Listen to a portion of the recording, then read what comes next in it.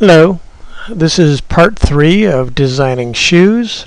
Again, talking about the pattern generator and picking up where we left off in part 2. So, you can have an account with the shoe pattern generator. And what is this about? Well, if I want to put in some measurements, and I want to try them out with different styles, or I want to try them out with different customers, or I want to maintain a list of my customers and a list of all the work that I've done, then I need some way to keep track of this on the website. And so I have a login. I call it members. It does not cost you anything. Again, you do need to email me, as you can find out if you read on the website or under the help section where to email me, and I will give you an account, again at no charge. I just do this because I enjoy shoemaking and I want to make it available to you as well. So, what does that mean? Well, let's start with the idea that somebody already has a login. So I'm going to click on Login, and I have a member named Joe Test. And I'll put in his password.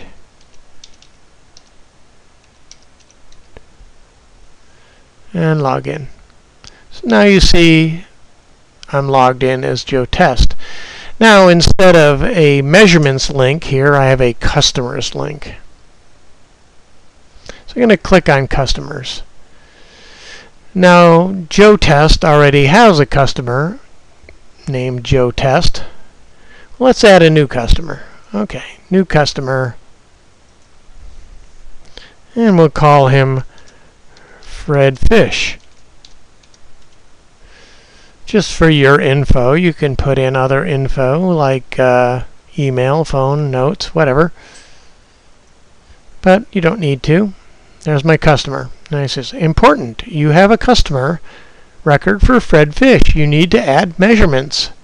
Okay, well this is very much like your guest measurements.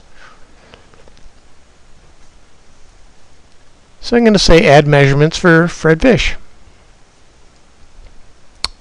Now, you can have as many measurements for Fred Fish as you like. You can have, the default is left, right, average, as you see here. But you can have left foot, right foot. You can have whatever you like. You can have last year, this year. Okay, so let's go ahead and input some measurements for Fred Fish. I'm going to give him a foot length of 27.3 centimeters. Ball girth of 25.7. These are my feet, by the way. If you want to make shoes for me, feel free. Short heel, 34 centimeters. Heel height, 1 inch. Toe allowance, 1 inch. Insert. So now I have a customer, and my customer has measurements. You see this important notice here.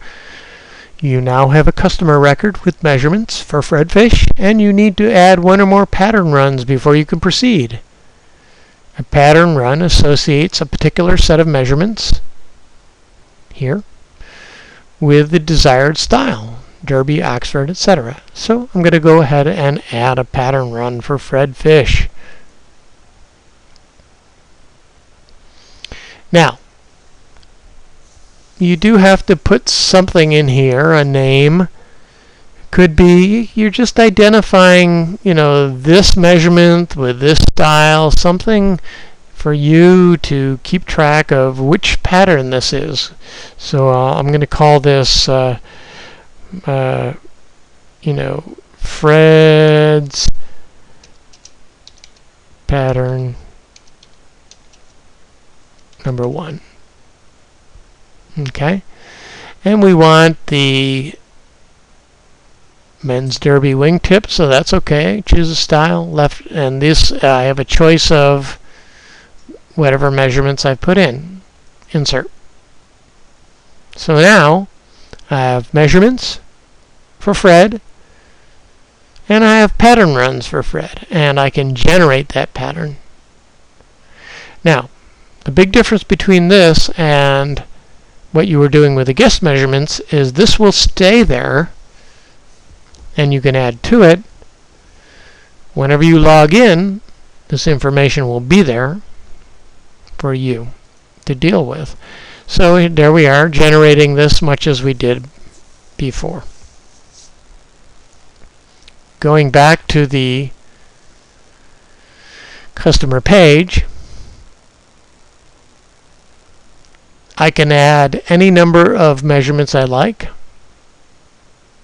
Left foot, right foot would be an obvious choice, or last year, this year. But, who knows? You may have morning and evening. I don't know. And then maybe you want a derby, maybe you want an Oxford, maybe you want a boot, and that's what this is for. So if I go back home, when I go to my customers, there's Fred Fish, and I can generate the patterns. So by being a member, you get to save all your information that you've worked hard to put in here. And again, this is not about